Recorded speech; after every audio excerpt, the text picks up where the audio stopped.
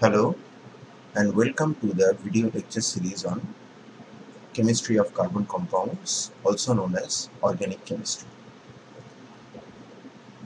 আমাদের ডিসকাশন শুরু হবে the origin of the term organic chemistry. আমরা এখানে অর্গানিক কেমিস্ট্রি পড়তে এসেছি। এই কোর্সটার আলোচনার বিষয় হচ্ছে organic chemistry. So let us first discuss how the term organic chemistry was coined and what does it mean. So that is a very basic and fundamental question. যে আমরা অর্গানিক কেমিস্ট্রি বলতে কি বুঝি এবং অর্গানিক কেমিস্ট্রি আমাদের কি কাজে লাগে। অর্গানিক কেমিস্ট্রিকে অনেক সময় very often it is called the chemistry of life because organic chemistry এমন কিছু কম্পাউন্ডদের নিয়ে ডিল করে যে কম্পাউন্ডরা এবং তারা যে ধরনের রিয়াকশন পারফর্ম করে সেটা লাইফকে সাস্টেন করতে হেল্প করে, while there are certain compounds which are not related to the process of life. তো এই ধরনের কম্পাউন্ডরা কারা এবং এদেরকে লিভিং অর্গানিজমরা ব্যবহার করে কেন? In this course, we will try to answer these questions. So, organic chemistry বলতে normally লোকে বলে যে it is the branch of chemistry which involves organic compounds. That is not exactly the answer to the question, what is organic chemistry? Then next question follows যে organic compound কাকে বলে? এই organic chemistry টার্মটা যিনি coin করেছিলেন তিনি হচ্ছেন একজন Swiss chemist Johns Jacobs বার্জিলিয়াস।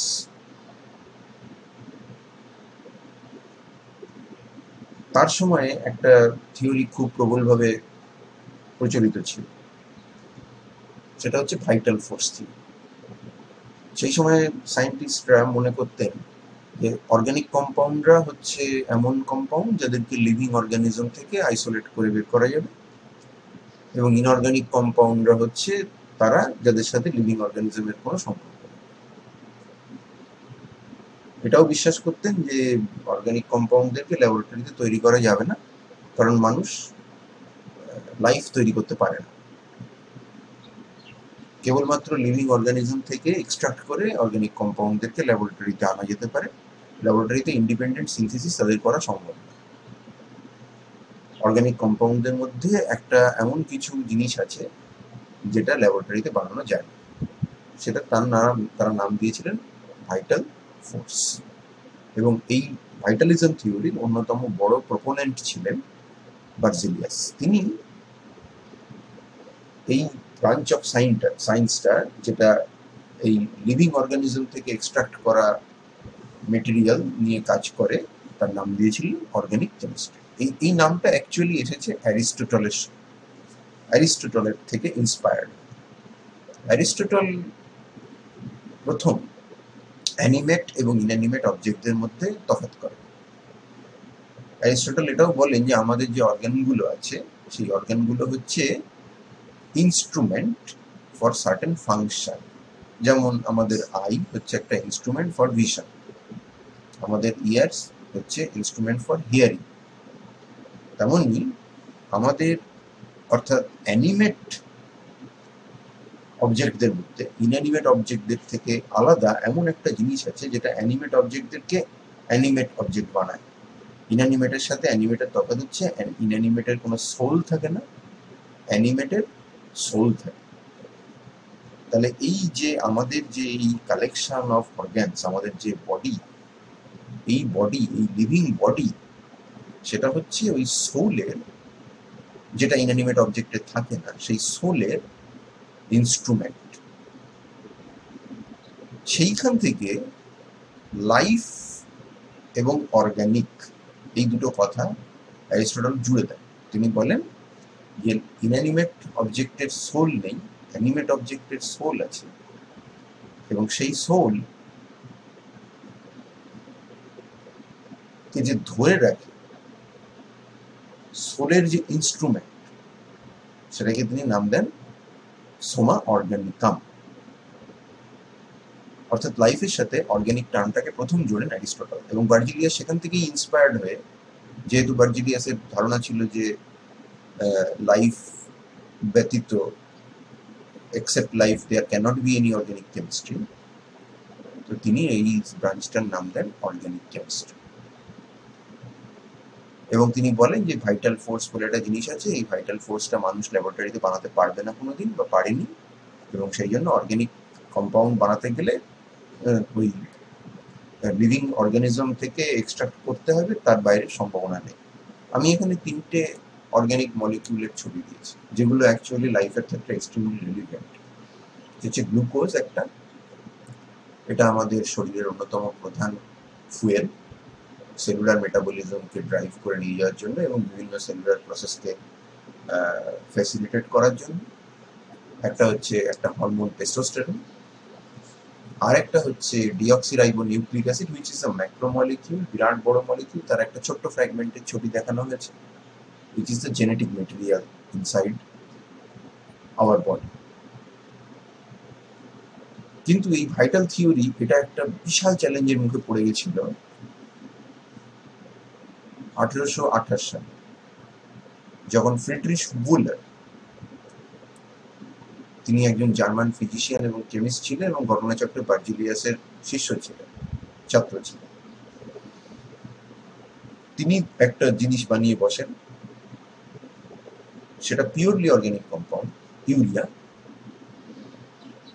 which is a major component of mammalian urine, কিন্তু সেটা তিনি বানান একটা ইনঅর্গানিক সাবস্টেন্স থেকে, এবং এই ইনঅর্গানিক সাবস্টেন্সটা হচ্ছে অ্যামোনিয়াম সায়ানেট। এই অ্যামোনিয়াম সায়ানেটটা তিনি বানিয়েছিলেন সিলভার সায়ানেট এবং অ্যামোনিয়াম ক্লোরাইডের রিয়াকশন করে, এখান থেকে সিলভার ক্লোরাইড আর অ্যামোনিয়াম সায়ানেট পাওয়া গেছিল। এবং সেই অ্যামোনিয়াম সায়ানেটকে হিট করে তিনি দেখেন যে এই আইসোমেরাইজ করে যাচ্ছে এবং ইউরিয়া তৈরি করছে। এবং বোলার নিজে ভাইটাল থিওরি যিনি প্রবক্তা, তার ভার্জিলিয়াস, তার ছাত্র হওয়ার সুবাদে ভাইটাল থিওরি নিয়ে তারও হি ওয়াজ অলসো ভেরি কিউরিয়াস, এবং তিনি লিখেছিলেন curious fact that presents an example of the artificial production of an organic, in fact so-called animal substance from inorganic substances. এবং ভার্জিলিয়াসকে চিঠিপত্র লেখেন, ভার্জিলিয়াস কিছুটা কনভিন্সড হন যে তাহলে বোধহয় ভাইটাল থিওরি ঠিক নয়। কিন্তু সেখানেও একটা ব্যাপার ছিল যে অ্যামোনিয়াম সায়ানেট যেটা তৈরি হয়েছে, সিলভার সায়ানেট বা অ্যামোনিয়াম ক্লোরাইড, এগুলোর মধ্যে কোথাও কোনো এগুলোর সোর্স কি ইত্যাদি, সেগুলো নিয়ে প্রশ্ন ছিল, যেটা ভাইটালিজমকে যেটা একেবারে শেষ করে দেয়। সেই এক্সপেরিমেন্টটা আরো একটু পরে হয়, সেটা 1845-এ, এবং সেটা করেন আরেকজন ফেমাস জার্মান কেমিস্ট হেরমান কোলবে, যার নামে কোলবে ইলেকট্রোলিসিস হয়তো তোমরা জানো। তিনি ভিনিগার, যেটা নাকি একটা ওয়েল নোন অর্গানিক কম্পাউন্ড, আসল নাম হচ্ছে অ্যাসিডিক অ্যাসিড, সাইন্টিফিক নেম হচ্ছে অ্যাসিডিক অ্যাসিড, সেইটা বানিয়ে বসেন। এবং সেটাও তিনি বানান একেবারে ইনঅর্গানিক প্রিকারসার থেকে, এবং তার স্কিমটা ছিল, তিনি শুরু করেছিলেন একদম কার্বন থেকে, কার্বন এবং আয়রন পাইরাইড। আয়রন পাইরাইড মানে হচ্ছে আয়রন সালফার কম্পাউন্ড। সেই আয়রন পাইরাইড আর কার্বনকে হিট করে তিনি বানান কার্বন ডাইসালফাইড। কার্বন ডাইসালফাইডের মধ্যে হাই টেম্পারেচারে ক্লোরিন পাস করিয়ে তিনি বানান কার্বন টেট্রাক্লোরাইড, যেটাকে আবার তিনি রেড হট টিউবের মধ্যে দিয়ে পাস করান, এবং তার ফলে সেটা একটু রিডাকটিভ ডাইমেরাইজেশন হয়ে সেটা টেট্রাক্লোরোইথিলিন তৈরি করে। এটাকে ক্লোরিন ওয়াটার দিয়ে সানলাইটের মধ্যে রেখে দিলে এটা আলটিমেটলি দেয় ট্রাইক্লোরো অ্যাসিডিক অ্যাসিড, যেটাকে পটাশিয়াম অ্যামালগাম দিয়ে রিডাকশন করে তিনি অ্যাসিডিক অ্যাসিড বানিয়ে ফেলেন, which is a known organic compound, but the precursor were all of them were inorganic. So vitalism theory, which was already moribund after the Wohler experiment, ওর কফিনের শেষ পেরেকটা পুঁতে দেন Hermann কোলবে, এবং ভাইটালিজম theory তখন সিজ করে যায়। লোকে বলতে শুরু করে যে তাহলে অর্গানিক কম্পাউন্ডদেরকে ইনঅর্গানিক প্রিকারসার থেকে বানানো যাবে, প্রোভাইডেড প্রপার প্রিকারসার এবং প্রপার রিঅ্যাকশন কন্ডিশন যদি খুঁজে পাওয়া যায়। তাহলে ভাইটালিজম যদি ইনঅর্গানিক অর্গানিকের মধ্যে ডিস্টিংশন করতে না পারে, অ্যারিস্টটলের সেই থিওরি যে সোল বলে একটা জিনিস আছে যেটা অর্গানিক কম্পাউন্ডদের আছে, মানে অর্গানিক সাবস্টেন্সের মধ্যে আছে, সেটা ইনঅর্গানিকের মধ্যে নেই, যেটা ভার্জিলিয়াস বলেছিলেন অ্যারিস্টটলের কথা ধরে নিয়ে, যে অ্যানিমেট এবং ইনঅ্যানিমেট অবজেক্টদের যেরকম তফাৎ করা যায় সেরকম অর্গানিক আর ইনঅর্গানিক অবজেক্টদেরও তফাৎ করা যায়। অ্যানিমেট অবজেক্টদের সোল থাকে, ইনঅ্যানিমেটদের সোল থাকে না। অর্গানিক কম্পাউন্ডের ভাইটাল ফোর্স আছে, এদের নেই, ইনঅ্যানিমেটদের নেই, ইনঅর্গানিকদের নেই। তাহলে কে কে তফাৎ করবে? এবং অর্গানিক কেমিস্ট্রি, অর্গানিক কম্পাউন্ড বলতে তাহলে আমরা কি বুঝবো? অর্গানিক কম্পাউন্ডের বলতে আমরা অনেক সময় এখন যেটা বলে সেটা হচ্ছে সাবস্টেন্সিয়াল অ্যামাউন্ট অফ কার্বন এবং হাইড্রোজেন যদি থাকে তাহলে তাকে আমরা অর্গানিক কম্পাউন্ড বলি। কিন্তু এই ডেফিনেশনটাও অ্যাকচুয়ালি ইনকমপ্লিট এবং ওপেন টু ইন্টারপ্রিটেশন, তার কারণ এই নিয়ে বহু বিতর্ক আছে। যেমন ধরো carbon die oxide, carbon die অক্সাইডে carbon আছে, অক্সিজেন আছে, কিন্তু কোনো হাইড্রোজেন অ্যাটম নেই। তাহলে এটাকে আমরা কি বলবো? এটাকে কি অর্গানিক বলবো নাকি ইনঅর্গানিক বলবো? এখন এটা তো আমাদের লিভিং সিস্টেমের জন্য অত্যন্ত ইম্পর্টেন্ট একটা কম্পাউন্ড, কারণ গাছ যে ফটোসিনথেসিস করে তার ফিডস্টক মেটেরিয়াল হচ্ছে কার্বন ডাই অক্সাইড। এই কার্বন ডাই অক্সাইড থেকে সে অ্যাকচুয়ালি গ্লুকোজ বানায়, কার্বন ডাই অক্সাইডকে হাইড্রেট করে রিডিউস করে সে গ্লুকোজ বানায়। আবার অ্যানিমালদের ক্ষেত্রে সেটা তার রেসপিরেশনের একটা বাই প্রোডাক্ট। তার মানে লিভিং সিস্টেমের সঙ্গে কার্বন ডাই অক্সাইড একেবারে ইন্টারটুয়াইন্ড হয়ে আছে, ওতপ্রোতভাবে জড়িয়ে আছে। তাহলে একে আমরা কি বলবো? অর্গানিক কম্পাউন্ড বলবো কি বলবো না? কারণ হাইড্রোজেন তো নেই। আর যদি সেটাই বলি তাহলে কি সমস্ত অক্সাইড অফ কার্বনকেই আমরা অর্গানিক কম্পাউন্ডের যে রাজত্ব তার বাইরে রাখবো? আর যদি সেটা রাখি তাহলে এই কম্পাউন্ডটাকে আমরা কি বলবো? একে তো আমরা দেখতে পাচ্ছি যে মধ্যে বেঞ্জিন রিং আছে। বেঞ্জিন রিং তো অর্গানিক কম্পাউন্ড, বেঞ্জিন রিং এ তো কার্বন আছে, হাইড্রোজেন আছে, কিন্তু এই কম্পাউন্ডটাতে তো একটাও হাইড্রোজেন নেই। এটা মেলিটিক অ্যানহাইড্রাইড, মেলিটিক অ্যাসিডের অ্যানহাইড্রাইড, কোনো হাইড্রোজেন নেই। এর ফর্মুলা হচ্ছে C12O9। অ্যাপারেন্টলি এই কম্পাউন্ডটা প্রথম আইসোলেট করেছিলেন বোহলার এবং তার খুব ভালো বন্ধু জুস্টাস ভন লিবিক 1830 সালে। তার মানে বোহলারের ইউরিয়া সিনথেসিসের বছর দুয়েকের মধ্যে। তারপরে ধরো টেট্রাক্লোরোমিথেন CCl4 অর্গানিক ল্যাবরেটরিতে হামেশাই ব্যবহার হয় সলভেন্ট হিসেবে, অথচ তার মধ্যে কোনো হাইড্রোজেন নেই। কাজেই to be honest, organic chemistry না ওইরকম কোনো single one all encompassing definition হয় না। এবং আমরা এর আগে এই স্লাইডগুলোতে যা যা দেখিয়েছি সেগুলোর মধ্যে অ্যাম্বিগুইটি আছে এবং এক্সেপশন আছে। ওই যে ডেফিনেশনটা যে সাবস্টেন্সিয়াল নাম্বার অফ কার্বন এবং হাইড্রোজেন থাকবে সেটা একটা ওয়ার্কেবল ডেফিনেশন, কিন্তু সেটা কমপ্লিট ডেফিনেশন নয়। আমরা অর্গানিক কেমিস্ট্রির একটা ফাংশনাল ডেফিনেশন যদি দেওয়ার চেষ্টা করি তাহলে সেটা আমি এখানে নীল কালার দিয়ে লিখেছি। Organic chemistry is the survey of structure, properties, composition, reactions and preparations. Structure, properties both physical and chemical, composition কি দিয়ে তৈরি, তার মানে কত কার্বন আছে, হাইড্রোজেন আছে কিনা, অক্সিজেন আছে কিনা, ইত্যাদি ইত্যাদি। reactions and preparation of carbon containing compounds which include not only hydrocarbons, অর্থাৎ কেবলমাত্র কার্বন এবং হাইড্রোজেন আছে শুধু সেরকম কম্পাউন্ড নয়, but also compounds with any number of other elements including hydrogen. Most compounds contain at least one carbon hydrogen bond। এটাকে বাদ দাও, এটা একটা চরম এক্সেপশন বলতে পারা যায়। এতগুলো কার্বন আছে কিন্তু তাও কোনো হাইড্রোজেন নেই। তার মানে কেবল হাইড্রোকার্বন নয়, অর্থাৎ কার্বন এবং হাইড্রোজেন শুধু নয়, তার মধ্যে অন্য যে কোনো এলিমেন্টই থাকতে পারে, nitrogen, oxygen, halogen, phosphorus, silicon and sulphur.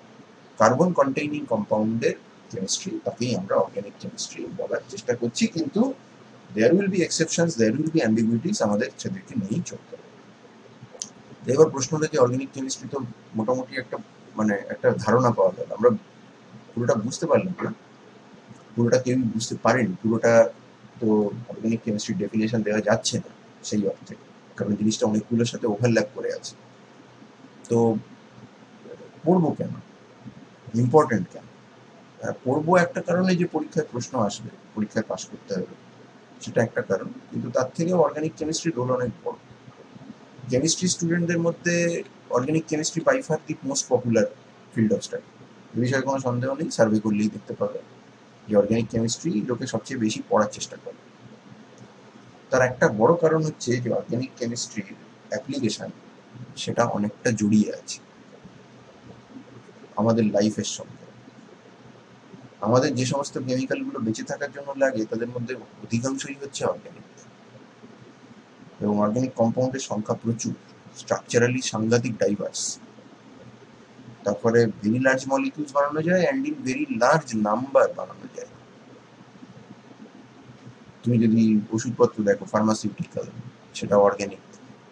চাষবাসের ক্ষেত্রে যে ধরনের কম্পাউন্ড লাগে তারাও অর্গানিক।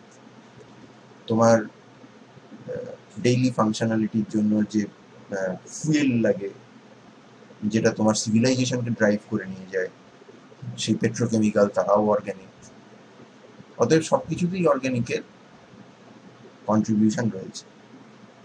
মেটেরিয়াল সায়েন্স এবং অর্গানোমেটালিক, এই দুটো কেমিস্ট্রির সাথে অর্গানিক কেমিস্ট্রির খুব ঘনিষ্ঠ যোগাযোগ রয়েছে এবং ওভারল্যাপ রয়েছে। পলিমার সায়েন্সের সাথে অর্গানিকের যোগাযোগ রয়েছে। মেডিসিনাল কেমিস্ট্রি অনেকটাই অর্গানিক কেমিস্ট্রির সঙ্গে রিলেটেড। তার ফলে এটা বললে হয়তো বেশি বলা হবে না যে বিলিয়ন্স অফ মানুষ তাদের খাওয়া দাওয়া, জামা কাপড়, শরীর খারাপ হলে ওষুধ ইত্যাদি, এই সব কিছুই কিন্তু অ্যাকচুয়ালি অর্গানিক কেমিস্ট্রির দ্বারা কন্ট্রোল। অথচ they are probably blissfully unaware of that role of this science in their lives. কিন্তু আমরা যারা অর্গানিক কেমিস্ট্রি এখানে পড়বো তাদের জন্য অর্গানিক কেমিস্ট্রির এই সাইডটা, যে সেটা একটা মানে লাইফ সাস্টেনিং কেমিক্যালস তৈরি করতে ইউজ হয় বা পরীক্ষায় পাশ করতে হবে সেই জন্য পড়বো, সেটার বাইরেও একটা দিক আছে। Organic chemistry is extremely logical subject, এবং অর্গানিক কেমিস্ট্রিতে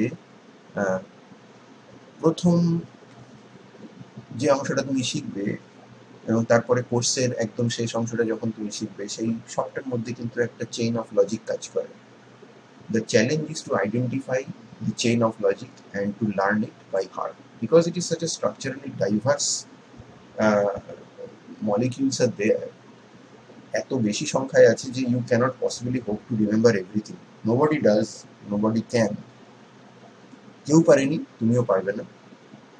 অতএব তোমাকে এখানে মুখস্থ করে কাজ করলে হবে না, তোমাকে লজিকটা বুঝতে হবে। এই কোর্সে আমরা যতটা না অর্গানিক কেমিস্ট্রি শিখবো, তার থেকে বেশি আমরা অর্গানিক কেমিস্ট্রির লজিককে আইডেন্টিফাই করার চেষ্টা করব, এবং তাহলে সাবজেক্টটা আমাদের কাছে একটা এনজয়েবল এক্সপিরিয়েন্স হবে। তো নেক্সট কোশ্চেন, অর্গানিক কেমিস্ট্রি কী জিনিস সেটা কিছুটা বোঝা গেল, অর্গানিক কেমিস্ট্রি খুব ইম্পর্টেন্ট সেটাও বোঝা গেল, কিন্তু কার্বনই কেন? এতগুলো এলিমেন্ট ছিল, তার মধ্যে কার্বন কেন? তো আমরা বলেছি অর্গানিক কেমিস্ট্রি হচ্ছে কেমিস্ট্রি অফ লাইফ। এবার লাইফকে সাস্টেন করতে গেলে কি লাগে? লাইফের ডিফারেন্ট ফাংশনস রয়েছে, মিরিয়াডস অফ ফাংশনস, এবং সেই ফাংশনগুলো এক একটা টাইপের মলিকিউল এক্সিকিউট করে। আমাদের লাইফ সাস্টেন করার জন্য অন আর্থ, বাইরে কোথায় লাইফ আছে কিনা আদৌ সেসব প্রশ্নের মধ্যে না গিয়েও বলা যায় যে অন আর্থ আমাদেরকে এই লাইফকে সাস্টেন করার জন্য যে কেমিক্যালস গুলো লাগে সেগুলোর মধ্যে খুব ইম্পর্টেন্ট কেমিক্যাল হচ্ছে অ্যামাইনো অ্যাসিডস, যারা আমাদের প্রোটিন তৈরি করে, সুগারস, যেটা আমরা বেসিক্যালি আমাদের শরীরের fuel source, and nitrogenous bases, যেগুলোকে আমরা নিউক্লিও বেস বলি, অর্থাৎ নিউক্লিক অ্যাসিড, হাইড্রক্সিল অ্যান্ড কিটো অ্যাসিডস, যেটা মেটাবলিক ইন্টারমিডিয়েটস, যেমন ধরো সাইট্রিক অ্যাসিড, ম্যালেট ইত্যাদি ইত্যাদি, লিপিডস, যারা আমাদের মেমব্রেন, সেলের মেমব্রেনগুলো তৈরি করে ইত্যাদি। তো এই ধরনের এই যে ডাইভার্স সেট অফ কেমিক্যালস, এদেরকে বানাতে গেলে এমন একটা এলিমেন্ট লাইফের দরকার, এমন একটা কেমিক্যাল এলিমেন্ট লাইফের দরকার, যেটা এই এতগুলো ডিফারেন্ট মলিকিউলের কোর স্ট্রাকচারগুলোকে বানাবে, এবং সেইটাকে আমরা বলে থাকি স্ক্যাফোল্ডিং এলিমেন্ট। এখন এই স্ক্যাফোল্ডিং এলিমেন্ট জিনিসটা কি? স্ক্যাফোল্ডিং এলিমেন্টটা হচ্ছে is the one that can join in chains and clusters two construct the skeleton and shape of the molecule. অর্থাৎ বেসিক মলিকিউলের ফ্রেমওয়ার্কটা তৈরি করার জন্য একটা আমার শক্তপোক্ত এলিমেন্ট চাই, যে শক্তপোক্ত এলিমেন্টটা তার মধ্যে আবার একটা ক্যাপাসিটি থাকতে হবে যে সে ডাইভার্স স্ট্রাকচার তৈরি করতে পারে, অনেক রকমের স্ট্রাকচার তাকে দিয়ে তৈরি করা যায়। অথচ সে কিন্তু বেশি রিয়াক্টিভ হবে না, খুব বিরাট কিছু রিয়াক্টিভিটি তার থাকবে না। কারণ যদি সে সাংঘাতিক রিয়াক্টিভ হয় তাহলে কিন্তু যে স্ট্রাকচারগুলো বানাচ্ছ সেগুলো ভালনারেবল হয়ে যাবে, সেগুলো চট করে ভেঙে যাবে, স্ট্রাকচারাল ইন্টিগ্রিটি থাকবে না। স্ক্যাফোল্ডিং এলিমেন্ট কেমন হতে হবে যে তার রিয়াকশন খুব বেশি ভালো হবে না, but it will be capable of creating an enormous number of structures by combining with itself differently, নিজের সঙ্গে নিজের নানা রকমের বন্ডিং করবে। তাহলে ফাংশনালিটিটা কোথেকে আসবে? যেমন অ্যামাইনো অ্যাসিড প্রোটিন তৈরি করবে, নিউক্লিও বেস ডিএনএ তৈরি করবে, মেটাবলিক ইন্টারমিডিয়েট গুলো আমাদের এনার্জি যোগাবে। তাহলে এই যে তাদের যে ডিফারেন্ট ফাংশন সেটা কে দেবে? স্ক্যাফোল্ডিং এলিমেন্ট যদি রিয়াক্টিভ না হয় তো সে তো পারবে না। তার মানে তোমার ওখানে হেটেরো অ্যাটম এলিমেন্টও কিন্তু প্রয়োজন হবে, যারা তোমাকে ওই ফাংশনালিটিটা প্রোভাইড করবে, এবং তাদের প্রেজেন্সে এই একই স্ক্যাফোল্ডিং এলিমেন্ট দিয়ে তৈরি ডিফারেন্ট মলিকিউলসের ডিফারেন্ট ফাংশন আসবে এবং তুমি তাদেরকে ডিস্টিংশন করতে পারবে। তাহলে প্রশ্ন হচ্ছে যে বেশ, তাহলে বোঝা গেল যে আমরা যদি অর্গানিক কম্পাউন্ডের সার্ভে করি তাহলে আমরা দেখতে পাবো যে সেখানে কার্বনটাই সবচেয়ে বেশি থাকে, এক্স বারিং হাইড্রোজেন। কিন্তু কার্বন তো তাহলে স্ক্যাফোল্ডিং এলিমেন্ট, এবং that is why we call ourselves carbon based life. But the question is why carbon? আমি তো ওই প্রশ্নটা দিয়ে শুরু করেছি যে কেন। তার কারণ হচ্ছে যে লাইফের যে ভ্যারাইটি দরকার, যে ডিফারেন্ট নাম্বার অফ মলিকিউলস দরকার, সেটা প্রোভাইড করার জন্য স্ক্যাফোল্ডিং এলিমেন্টের ডাইভার্স স্ট্রাকচার তৈরি করার ক্ষমতা চাই, সেটা কার্বনের আছে। কার্বনের 4টে কোভ্যালেন্ট বন্ড তৈরি করার ক্ষমতা আছে, এবং সে স্পেশালি সেই ধরনের বন্ড আরেকটা কার্বনের সঙ্গে তৈরি করতে পারে যেটাকে বলা হয় catenation, which is the ability to link up with the same element forming a chain structure. Carbon সেটা অত্যন্ত ভালোভাবে পারে। any number of chains, any length of chains and rings of various sizes carbon can construct, allowing for an enormous range of molecular size and shape. এবং 4টে bond তৈরি করতে পারে মানে চেনের মধ্যে কার্বনের ব্রাঞ্চিং এর পোটেনশিয়াল আছে, প্রত্যেকটা কার্বন থেকে চেনের ব্রাঞ্চ হতে পারে। Each carbon is capable of forming not only single bonds but it can also form single and double bonds as well. And these characteristics make possible to make a tremendous number of compounds even with a relatively small number of carbon atoms. খুব অল্প সংখ্যক carbon atom দিয়েও তুমি অসংখ্য diverse structure তৈরি করতে পারো। To be honest, total number of organic কম্পাউন্ডের সংখ্যা পৃথিবীতে কত সেটা আমার জানা নেই। Maybe there is a data, but I can't kind of doubt it, because every day new organic compounds are being made এবং সেগুলোকে ওই লিস্টে অ্যাড করা হচ্ছে। Tense of millions of organic compound তো রয়েছে, and it is going rapidly as new compounds are being discovered from nature or we are making them in the laboratory. Let's demonstrate যে এই পাওয়ারটা ঠিক কতটা, মানে স্ট্রাকচারাল ডাইভার্সিটিটা ঠিক কতটা। If you take say 6 carbon atoms, then you can make a linear chain where carbon atoms are attached with one another by single bonds only. But carbon can also form double bonds, can also form triple bonds. So the same linear chain can be made by using somewhere single bond, somewhere double bond, somewhere single bond, somewhere triple bonds. তো এই দুটো structure তো আলাদা হয়ে গেল, তার মানে তোমার কিন্তু ডাইভার্সিটি চলে এসছে। এবং অবভিয়াসলি এখানে কেবলমাত্র সিঙ্গেল বন্ডস থাকলে এইসব জায়গায় তুমি এদেরকে এই ফাঁকা ভ্যালেন্সিগুলোকে হাইড্রোজেন দিয়ে পপুলেট করবে।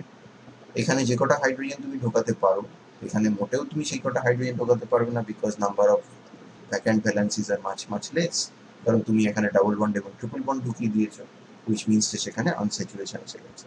তো লিনিয়ার চেন, দুটোই লিনিয়ার চেন, একটা পুরো সিগমা বন্ড দিয়ে তৈরি, এখানে একটা সিগমা আছে, পাই আছে, সব আছে। তো ডিফারেন্স হয়ে গেল, কার্বন এটা পায়। তারপর যেটা বলা হলো যে সেটা হচ্ছে ব্রাঞ্চিং। তুমি যদি ধরো এইখান থেকে একটা কার্বনকে সরিয়ে নাও, সরিয়ে নিয়ে এই 5টা কার্বনের চেনের মধ্যে যে কোনো একটা জায়গায় সেটাকে জুড়ে দাও, তাহলেই সেখানে কেবলমাত্র সিগমা বন্ডই আছে, আনস্যাচুরেটেড কম্পাউন্ড নয়, কিন্তু still it is different from this one. এটা ডিফারেন্ট এটার থেকে, এখানে ব্রাঞ্চিং আছে, এখানটায় ব্রাঞ্চিং নেই, এটা লিনিয়ার চেন, এটা ব্রাঞ্চ চেন। একই নাম্বার অফ কার্বন অ্যাটমস আছে কিন্তু ডেফিনেটলি ডিফারেন্ট। আচ্ছা, তুমি বললে যে আমি এরকম করে লং চেন লিখবই না, আমি এর দুটো এন্ডকে জুড়ে দেবো। So you can have a 6-membered ring, a cyclic array that is also different from all the 3 structures that we have seen. So this is a 4th structure. And even then you can introduce unsaturation between the alternate pair of carbons, and then you have your benzene moiety, which is distinctly different from all the 4 structures that we have talked about. এছাড়াও এটা দিয়ে আরো অনেক structure তৈরি করা যায়। So this is just a demonstration that what you can do with only 6 carbon atoms, the number of possibilities are much bigger compared to what? Compared to অন্য কোনো এলিমেন্ট সাচ এস অক্সিজেন। কিন্তু অক্সিজেনকে যদি তুমি দেখো, অক্সিজেনের কিন্তু diversity অনেক কম। ধরো ধরো তুমি সেই গোটা 8 অক্সিজেন অ্যাটম নিয়ে কি 10টা অক্সিজেন অ্যাটম নিয়ে তুমি একটা কিছু একটা বানাতে যাচ্ছ। তো অক্সিজেন যদি একটা আরেকটা অক্সিজেনের সঙ্গে জুড়ে গিয়ে চেন তৈরি করতে হয়, তাহলে অক্সিজেন তো ডাবল বন্ড ট্রিপল বন্ড কিছু ইউজ করতে পারবে না, কারণ অক্সিজেনের ভ্যালেন্সি তো 2, কার্বনের ভ্যালেন্সি 4, অক্সিজেনের মাত্র 2। এবং অক্সিজেন এরকম একটা হাইপোথেটিক্যাল স্ট্রাকচার তৈরি করতে পারে, কিন্তু এইটাই শেষ। আর এই জিনিসের কোনো ভ্যারিয়েশন তোমার পক্ষে সম্ভব নয়, কোনো ব্রাঞ্চিং সম্ভব নয়, কোনো ডাবল বন্ড সম্ভব নয়, কোনো ট্রিপল বন্ড সম্ভব নয়। অ্যাট বেস্ট তুমি যেটা করতে পারো সেটা হচ্ছে তুমি দুটো এন্ডকে জুড়ে দিয়ে একটা সাইক্লিক স্ট্রাকচার করতে পারো। সো ফার লেস ডাইভার্সিটি, মোর ওভার কার্বন কার্বন বন্ড অনেক স্টেবল। অক্সিজেন অক্সিজেন বন্ড তো পাশাপাশি দুটো অক্সিজেন থাকলে তাদের লোন পেয়ারের মধ্যে প্রবল রিপালশন হবে এবং they want to fly apart. যেমন তুমি জানো যে অক্সিজেন অক্সিজেন বন্ড হচ্ছে peroxo bond. Peroxo bond is very unstable, এবং তাকে কোথাও যদি রাখতে হয় মানে তাহলে সেটাকে সামলে সামলে রাখতে হয়, অর্থাৎ সেটা হাইলি রিয়াক্টিভ। যেমন হাইড্রোজেন পারক্সাইড, তুমি সেটাকে ট্রান্সপারেন্ট কালারলেস বটলে রাখতে পারবে না, কারণ সূর্যের আলো যদি হাইড্রোজেন পারক্সাইডে লাগে তাহলে তার ফটোকেমিক্যাল ডিকম্পোজিশন ট্রিগার হয়ে যায়। তার জন্য সেটাকে একটা বাদামি রঙের বোতলে রাখতে হয় যাতে সূর্যের আলো তার মধ্যে না ঢোকে। তার মানে তাকে সামলে রাখতে হবে। তাই এইবার অক্সিজেন দিয়ে তাহলে হবে না, কারণ স্ট্রাকচারাল ডাইভার্সিটি কোথায়? স্ট্রাকচারাল ডাইভার্সিটি নেই, স্টেবিলিটি কোথায়? নেই। অক্সিজেন তার মানে স্ক্যাফোল্ডিং এলিমেন্ট হিসেবে কাজে লাগানো যাবে না। নাইট্রোজেন, ধরো তোমাকে এরকম একটা কম্পাউন্ড দিয়েছে যেখানে স্ক্যাফোল্ডিং এলিমেন্ট হচ্ছে এক্স, আর সেখানে N number of scaffolding element আছে আর এম নাম্বার অফ হাইড্রোজেন আছে তার ভ্যালেন্সিগুলোকে স্যাটিসফাই করার জন্য। এক্স ইজিক্যাল টু যখন এন হবে তখন তুমি বেসিক্যালি 3 রকমের জিনিস পাবে, অ্যামোনিয়া, হাইড্রাজিন আর ডাইমাইড, NH3, N2H4, N2H2। এর বাইরে তুমি খুব একটা কিছু পাবে না। অথচ এক্স যদি কার্বন হয় তাহলে এই ধরনের এক্সএন এইচএম এই দিয়ে তুমি ইসেনশিয়ালি ইনফাইনাইট নাম্বার অফ হাইড্রোকার্বনস তুমি বানাতে পারো। এটা নাইট্রোজেনের জন্যও হবে না। নাইট্রোজেন নাইট্রোজেন বন্ডও কিন্তু খুব একটা স্ট্রং বন্ড নয়, সেখানেও লোন পেয়ার রিপালশন আছে। তো তাহলে কার্বন হচ্ছে স্ক্যাফোল্ডিং এলিমেন্ট, অন্য এলিমেন্ট নয়। আর হেটারোঅ্যাটমদের কাজ কি? হেটারোঅ্যাটমরা কার্বনের সাথে কোভ্যালেন্ট বন্ড তৈরি করে, অথবা অন্য স্ক্যাফোল্ডিং এলিমেন্ট যদি পাও তুমি তাহলে তার সাথে করবে। কিন্তু হেটারোঅ্যাটমরা কার্বনের সাথে তার সাথে একটা বেসিক ডিফারেন্স আছে, তারা হয় মোর ইলেকট্রোপজিটিভ কি তারা হয় ইলেকট্রন না হয় ইলেকট্রোনেগেটিভ। তাহলে এই যে electronegativity difference between the scaffolding atom and the heteroatom, this provides the reactivity of the molecules because those bonds are polarized. কার্বনের সাথে যদি হ্যালোজেন থাকে, কার্বনের সাথে যদি অক্সিজেন, নাইট্রোজেন, ফসফরাস এইসব থাকে, তো most of them are more electronegative than carbon, therefore they acquire some negative charge and the carbon becomes roughly positive, partially positive. তার মানে সেখানে একটা নিউক্লিওফিলিক আর ইলেকট্রোফিলিক ক্যারেক্টার ডেভেলপ করে এবং সেটাই ওই মলিকিউলকে রিঅ্যাক্টিভিটি দেয়। কারণ আমরা একটু আগেই বলেছি যে স্ক্যাফোল্ডিং এলিমেন্টের কাজ হচ্ছে মলিকুলার স্কেলিটন তৈরি করা বা রোবাস্ট স্কেলিটন তৈরি করা, যেটা চট করে ভেঙে চুরে না যায়। But to make distinction between two such compounds which are made up of the same scaffolding element, it is the heteroatoms which provides the function, এবং তার ফাংশনালিটির আলটিমেট সোর্স হচ্ছে পোলার কোভ্যালেন্ট বন্ড। তার কারণ হচ্ছে difference of electronegativity between the scaffolding element and the heteroatom, in this case carbon and oxygen, nitrogen, halogens, sulfur, phosphorus, etc. Proper organic chemistry মানে স্ট্রাকচারে ঢোকার আগে আমরা আরেকটা কোশ্চেনের একটু উত্তর দেওয়ার চেষ্টা করব, because this question is theoretically interesting and people are pondering over it. Periodic টেবিলে কার্বনের ঠিক নিচে আছে সিলিকন, যেরকম বোরনের নিচে আছে অ্যালুমিনিয়াম, নাইট্রোজেনের নিচে আছে ফসফরাস, তেমনি গ্রুপ 14-এ কার্বন ঠিক নিচে আছে সিলিকন। এবং আমরা জানি যে তো একই গ্রুপের পরপর এলিমেন্টদের মধ্যে কেমিক্যাল প্রপার্টি বেশ কিছু মিল আছে। তো সিলিকন নয় কেন? পার্টিকুলারলি আমি যদি টোটাল মানে আমাদের যে আর্থ দেখি, তার তো যেখানে সিলিকনের অ্যাবান্ডেন্স কার্বনের থেকে অনেক বেশি। In fact silicon is 135 times more abundant than carbon. Carbon যদি 4টে কোভ্যালেন্ট বন্ড করতে পারে তো সিলিকনও পারে, সিলিকনেরও ক্যাটিনেশন প্রপার্টি আছে। তাহলে কার্বন পারছে, সিলিকন পারছে না কেন স্ক্যাফোল্ডিং এলিমেন্ট হিসেবে? রিজন হচ্ছে স্টেবিলিটি। কার্বন নিজেদের মধ্যে এবং অন্য এলিমেন্টদের সাথে বেশ স্ট্রং বন্ড তৈরি করে। সিলিকন স্ট্রং বন্ড তৈরি করলেও অধিকাংশ ক্ষেত্রেই সেই বন্ডগুলো এক্সট্রিমলি ভালনারেবল হয় এবং কোনো কোনো ক্ষেত্রে বন্ডগুলো খুব উইকও হয়। যেমন একটা এক্সাম্পল দেয়, যেমন কার্বন তুমি যদি নাও তাহলে সেটা একটা একটা ভ্যারাইটি অফ বন্ডস তৈরি করেছে। তার মধ্যে ধরো ফর এক্সাম্পল আমরা নিয়েছি কার্বন কার্বন সিঙ্গেল। তো কার্বন কার্বন সিঙ্গেল বন্ড যদি নাও তাহলে তোমার সেখানে তার বন্ড এনার্জি হচ্ছে 339 kJ per mole, 81 kcal per mole.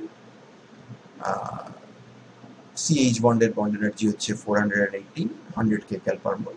So both of this are relatively strong bond. এগুলো তোমার পক্ষে এখন বোঝা সম্ভব নয় যে এগুলো strong bond, but take it from me that they are strong bonds.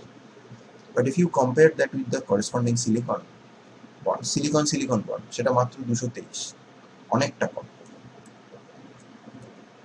কাজেই তুমি যদি সিলিকন বন্ড রাখো তাহলে সেই চেন স্ট্রাকচারটা কিন্তু কার্বন কার্বন চেন স্ট্রাকচারের থেকে অনেক উইক হবে।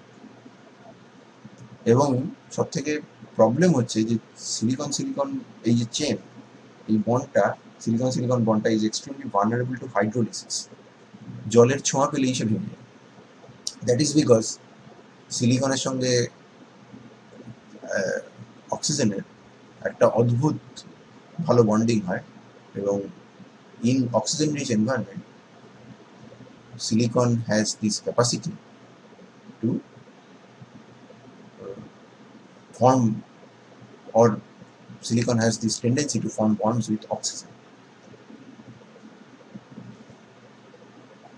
তাহলে এটা তো হতে পারে না, কারণ আমি স্ক্যাফোল্ডিং এলিমেন্ট হিসেবে যে জিনিসকে ব্যবহার করবো সেটাকে তো একটা রোবাস্ট স্কেলিটাল স্ট্রাকচার তৈরি করতে হবে, এবং আমাদের শরীরের ভেতরে তো বেশিরভাগটাই জল।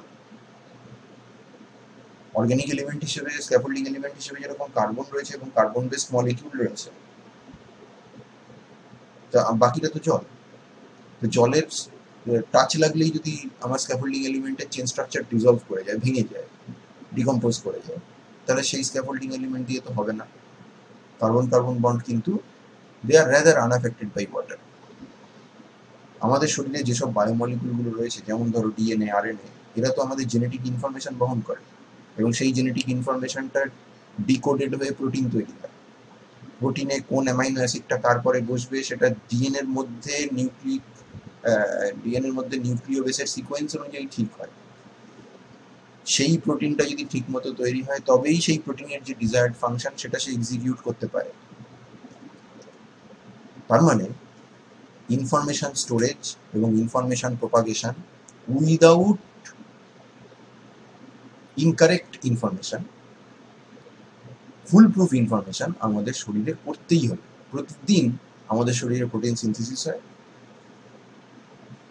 From the genetic code of our nucleic acids, এবং সেই জেনেটিক কোডটা যদি ঠিকঠাকভাবে প্রিজার্ভ না করতে পারি, বা সেটাকে যদি ট্রান্সলেট করে প্রোটিন বানানোর সময় কোনো গন্ডগোল হয়, তাহলে প্রোটিন তৈরি হবে না এবং আমরা বাঁচব না। তো সিলিকন দিয়ে সেই নিশ্চয়ই তাহলে সেই স্ক্যাফোল্ডিং এলিমেন্ট হিসেবে ব্যবহার করে নিশ্চয়ই সেই নিউক্লিক অ্যাসিড বা সিলিকন দিয়ে আমরা নিশ্চয়ই অ্যামাইনো অ্যাসিড বানাতে পারবো না, কারণ তাহলে তো সে তো জল লাগলেই নষ্ট হয়ে যাবে। এখন সিলিকনের এই রিঅ্যাক্টিভিটির পেছনে কারণটা কি? Because silicon is highly electropositive compare to carbon, nitrogen, oxygen, hydrogen and even hydrogen. তার ফলে সিলিকনটা একটা ইলেকট্রন ডেফিসিয়েন্ট সেন্টার হয়ে যায় যখনই সিলিকন অন্য কোনো নন মেটালিক এলিমেন্টের সাথে বন্ড করছে, এবং তার ফলে সেটার হাইলি পোলার নেচার হয় বন্ডটার, এবং সেটা হাইলি রিঅ্যাক্টিভ হয়। যেমন ধরো নর্মালি যে সমস্ত বন্ডগুলোকে রিলেটিভলি স্টেবল বলে ধরা হয় সিলিকনের, যেমন সিলিকন কার্বন, তাদেরও রিঅ্যাক্টিভিটি কিন্তু তাদের করেসপন্ডিং কার্বন কার্বন বন্ডের থেকে মাছ হায়ার। সিলিকন টেট্রাক্লোরাইড, তুমি এই ধরনের কোশ্চেন তো পড়ে এসেছো, সিলিকন টেট্রাক্লোরাইডকে জলে দিলেই অলমোস্ট ইনস্ট্যান্টলি হাইড্রোলাইজড হয়ে যায়, কিন্তু কার্বন টেট্রাক্লোরাইডের হয় না। কার্বন টেট্রাক্লোরাইডটার হাইড্রোলিসিসটা থার্মোডাইনামিক্যালি ফিজিবল, অর্থাৎ সেটা ডেল্টা জি নেগেটিভ, কিন্তু তার কাইনেটিক স্টেবিলিটি অনেক, অর্থাৎ energy barrier is very high, অর্থাৎ সেটাকে অ্যাচিভ করা সম্ভব নয়। কাইনেটিক স্টেবিলিটি, থার্মোডাইনামিক স্টেবিলিটি, এগুলো আমরা এরপরে এই সেমিস্টারেই পড়বো, কিন্তু এখনই না। সিলেন্স, যারা নাকি অ্যালকেনের সিলিকন অ্যানালগ, SiH4, Si2H6, তার মানে এটা বেসিক্যালি মিথেনের সিলিকন অ্যানালগ, এটা ইথেনের সিলিকন অ্যানালগ। এদেরকে তুমি যদি পিওর কেমিক্যাল হিসেবে রাখতে পারো তাহলে তারা থাকবে, কিন্তু যদি জল দাও আর তার সঙ্গে যদি একটু ট্রেস অ্যালকালি থাকে তাহলে সঙ্গে সঙ্গে এরা নষ্ট হয়ে যাবে। অন দি আদার হ্যান্ড, তুমি যদি ইথেনকে নাও, তার সাথে যদি অক্সিজেনকে মেশাও, 200 ডিগ্রি সেন্টিগ্রেডে রেখে দাও, তাতেও কিন্তু তার কোনো রিয়াকশন হবে না। তুমি যদি ডাইসিলেনকে নাও, Si2H6 কে নাও, এবং তাকে যদি 0 ডিগ্রি সেন্টিগ্রেডে এয়ারে রেখে দাও, তাতেই সে জ্বলে যাবে। অর্থাৎ তার ইগনিশন টেম্পারেচার আর ইথেনের ইগনিশন টেম্পারেচারের মধ্যে বিস্তর তফাৎ রয়েছে।